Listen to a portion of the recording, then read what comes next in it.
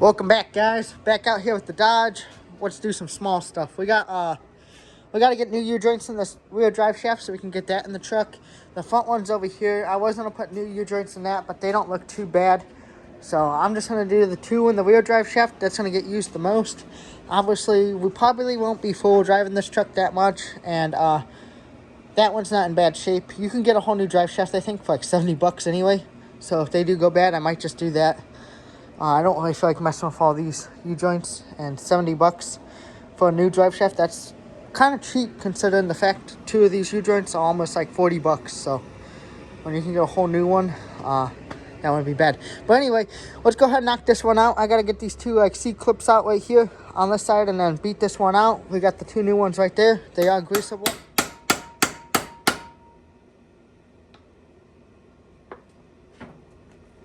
You can press them in too, but I've never had a problem doing it like that.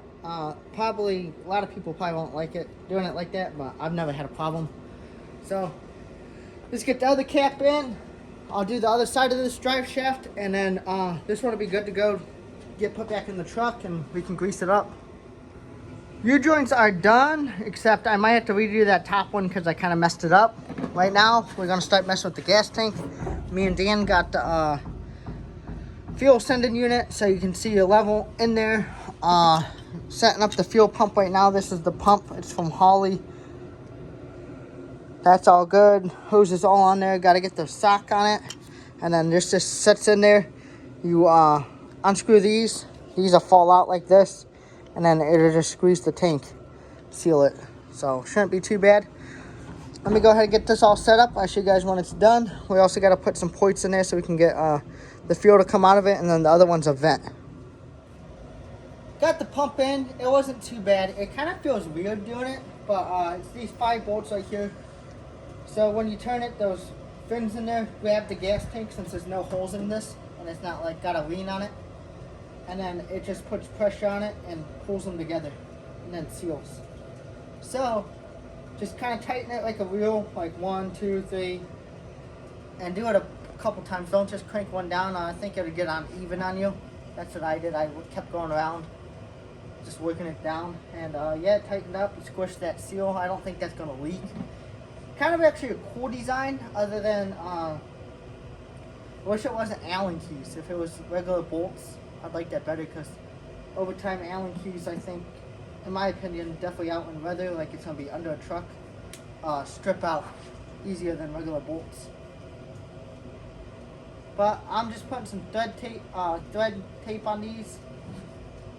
That's for a vent, and this is the feed, the carb. This pump's only 6 psi. I think that should be enough for the truck. If it's not, then had to figure out something else. Maybe just use it as a helper pump, get it to the mechanical one. We did put a block off plate on where the mechanical one goes, but we could always take that off and put the mechanical one back on and just use this as a helper pump. But yeah, we're just plugging this in because what I'm gonna do is the plan's to put rubber line here to a metal line, but I'm gonna make a flare on the metal line. If you look up on the wood stove, or if you can show them this metal line up there, I'm gonna use that for the gas line going up to the carb, pretty much as close as I can get to the carb. And then I'll do a rubber piece there and probably a fuel filter. The reason I'm doing that is because I don't want the rubber close to the exhaust and stuff, and I didn't feel like messing with that plastic stuff. So I was just going to use that metal. Should work just fine, definitely if you flare it and stuff. But yeah, get this tight and I'll figure out where I'm going next. I'm just taking my time with this because I did not want to mess this up, because after the tank's in there, I want it to be in there. I don't want to take it back out. All I want to do is put gas in it and get gas to the carb.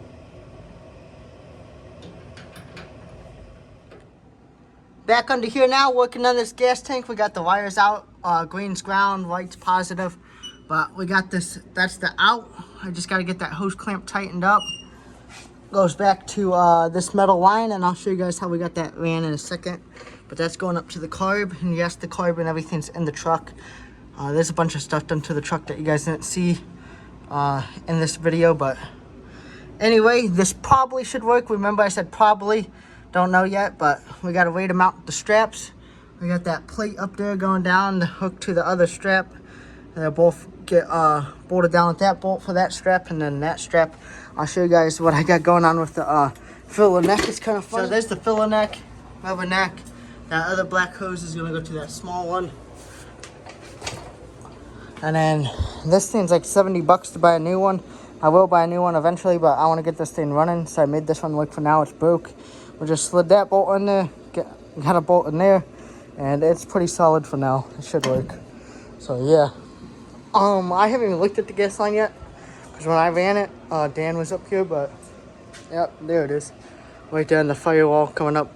So we'll just bend that close to the carb. Might even be able to cut it a little bit. And then we can put a filter in there and rubber line straight to the carb. That will work out pretty good.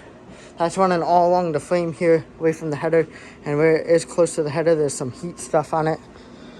That way, hopefully it don't get hot. And the gas should keep it cool, because gas is usually cooler. But we put a little bit of that on it, where it goes by the header. So yeah. I'm gonna finish this gas tank up. I can't really film when I'm under there. I need a lift, so I can take you guys along better. But yeah, pretty much just tighten the lines up, and then put the straps on. So let's get to it. Now we're wiring up the fuel pump. So what we got going on, this gray wire is for the fuel pump relay. That needed grounded with the ground for the fuel pump. So I got that going into Eileen, both of those. And this ground is for the sending unit for the gas gauge. And then I've got the frame cleaned up here. Just gonna bolt that straight to it. All three of those be grounded on the same ground. And I think that'll work, and mount the relay at the same time. And then the blue one goes to the power on the fuel pump. The red one goes straight to the battery with another fuse in it. And then this is a key 12 volt source. So yeah, gotta get this all done. After I'm done, I'll show you guys how it turned out. Hopefully it comes out nice. Starting to like wiring in a way, but in a way I'm just ready to get it done with. Okay, so we got the gas tank wires, the yellow for the key switch going down here. That's as far as that goes. And that's as far as that one goes. I got to get wire to extend those. I'll do that off camera, and then just wire a fuse into the red one. But yeah, that's that should run our gas pump. If you guys remember, I put that up there. This is a few days later. This is going to go to the white power wire.